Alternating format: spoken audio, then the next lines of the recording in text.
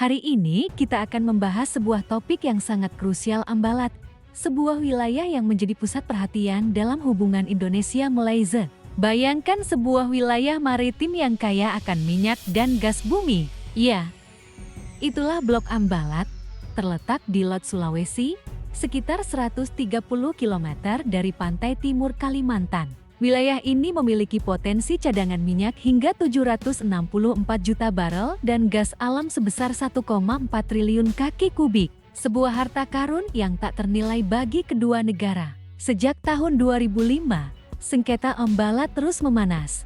Malaysia mengklaim wilayah ini berdasarkan peta 1979 mereka. Sementara Indonesia berpegang teguh pada UNCLOS 1982 dan prinsip garis pangkal kepulauan. Pertanyaannya, mengapa setelah sekian lama, konflik ini masih belum menemui titik terang? Mari kita telusuri lebih dalam. Indonesia memiliki dasar klaim yang kuat. Pertama, secara geografis, Ambalat lebih dekat ke wilayah Indonesia. Kedua, kita memiliki aktivitas eksplorasi di wilayah tersebut sejak 1960-an.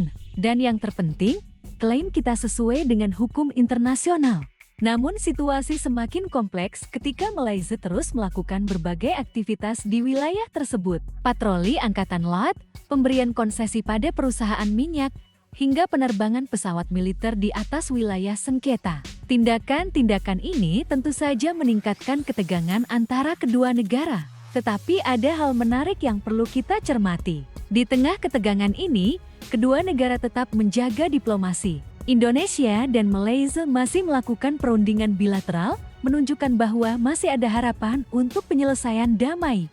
Namun, seperti kata pepatah, api dalam sekam bisa menyala kapan saja. Lantas, apa yang bisa kita lakukan sebagai warga negara? Pertama, mari tetap bijak dalam menyikapi isu ini.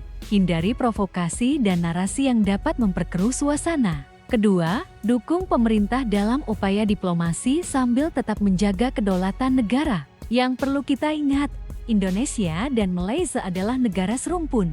Kita memiliki banyak kesamaan budaya dan sejarah. Penyelesaian sengketa Ambalat seharusnya bisa dicapai tanpa harus mengorbankan hubungan baik kedua negara.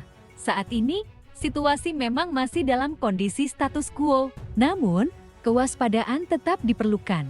Pemerintah Indonesia terus memperkuat patroli di wilayah tersebut, sembari tetap membuka jalur diplomasi. Ini menunjukkan bahwa kita serius dalam mempertahankan kedaulatan, namun tetap mengedepankan cara-cara damai. Penting untuk dipahami bahwa sengketa Ambalat bukan hanya soal wilayah dan sumber daya alam. Ini juga tentang harga diri bangsa dan implementasi hukum internasional. Sebagai negara berdaulat, Indonesia harus tegas namun tetap bijaksana dalam menghadapi situasi ini. Kedepan, kita berharap ada solusi yang menguntungkan kedua belah pihak, mungkin dalam bentuk pengelolaan bersama atau pembagian zona ekonomi yang adil. Yang terpenting adalah mencegah konflik terbuka yang hanya akan merugikan kedua negara. Bayangkan sebuah area seluas 15.235 km persegi yang terletak di Lot, Sulawesi, tepatnya di sebelah timur Kalimantan. Blok Ambalat ini bukan sembarang wilayah laut biasa. Letaknya yang strategis, sekitar 130 km dari pesisir Kabupaten Berau, Kalimantan Timur, menjadikannya sangat bernilai bagi kedaulatan Indonesia. Tapi tunggu dulu, mengapa wilayah ini begitu diperebutkan? Jawabannya ada di bawah dasar lautnya. Para ahli memperkirakan Blok Ambalat menyimpan cadangan minyak hingga 764 juta barel dan gas alam yang berlimpah. Bayangkan potensi ekonomi yang bisa dihasilkan untuk kesejahteraan rakyat. Namun, perjalanan Indonesia mempertahankan Ambalat tidak selalu mulus. Indonesia punya dasar hukum yang kuat. Berdasarkan United Nations Convention on the Law of the Sea (UNCLOS) 1982, Ambalat masuk dalam wilayah Indonesia.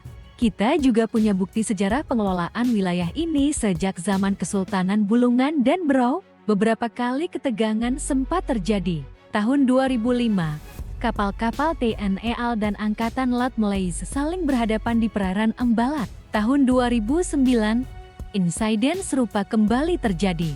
Namun, Indonesia selalu mengedepankan pendekatan diplomasi sambil tetap menjaga kedaulatan dengan tegas. TNI AL secara rutin melakukan patroli di wilayah ini. Pos-pos pengamanan dan stasiun radar juga dibangun untuk memantau aktivitas di sekitar Ambalat.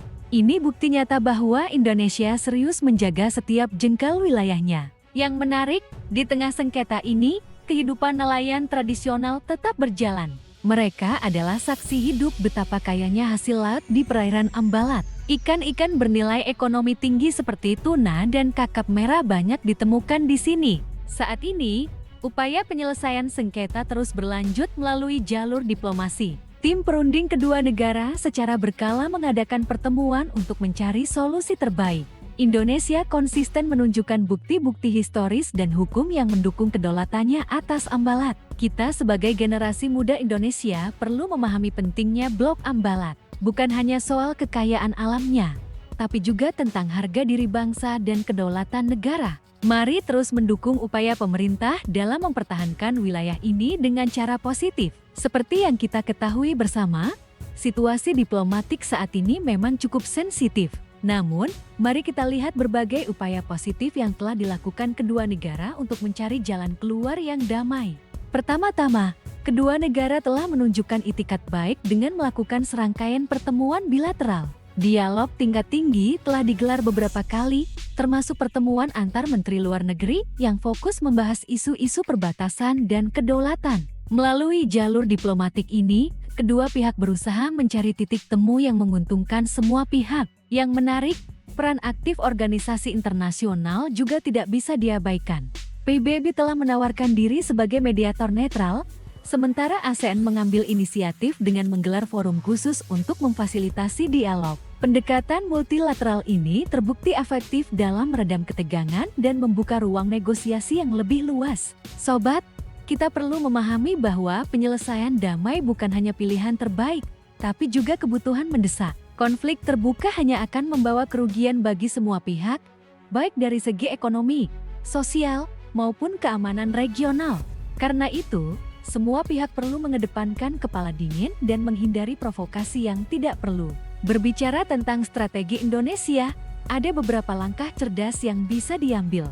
Pertama, tetap konsisten dengan politik luar negeri bebas aktif. Kedua, memperkuat kerjasama ekonomi dan budaya untuk membangun trust. Ketiga, meningkatkan kapasitas pertahanan tanpa harus bersikap agresif. Menariknya, pendekatan diplomasi lunak melalui people-to-people contact juga menunjukkan hasil positif. Program pertukaran budaya, pendidikan, dan kerjasama ekonomi tingkat masyarakat telah membantu membangun pemahaman yang lebih baik antar kedua negara. Yang tidak kalah penting adalah peran media dan masyarakat dalam mendukung proses diplomasi. Pemberitaan yang berimbang dan sikap masyarakat yang dewasa sangat membantu menciptakan iklim yang kondusif untuk negosiasi. Sobat, kita juga perlu mengapresiasi upaya para diplomat dan negosiator yang bekerja keras di balik layar. Mereka terus mencari formula terbaik untuk menyelesaikan perbedaan sambil tetap menjaga martabat dan kepentingan nasional masing-masing.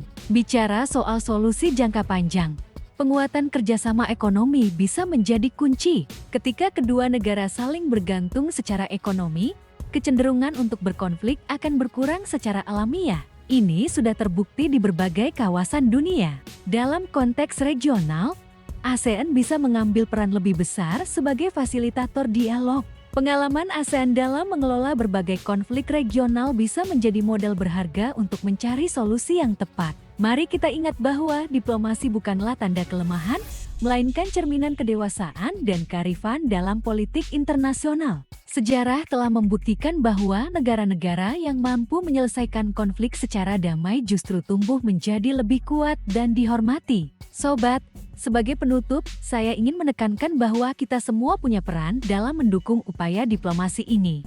Dengan tetap tenang dan bijak menyikapi situasi, kita turut membantu menciptakan atmosfer yang kondusif bagi tercapainya kesepakatan damai. Bagaimana menurut Sobat tentang pembahasan kita hari ini? Jangan lupa tinggalkan komentar dan pendapat kalian di bawah. Tekan tombol subscribe dan lonceng notifikasi agar tidak ketinggalan update terbaru dari channel ini. Sampai jumpa di video berikutnya.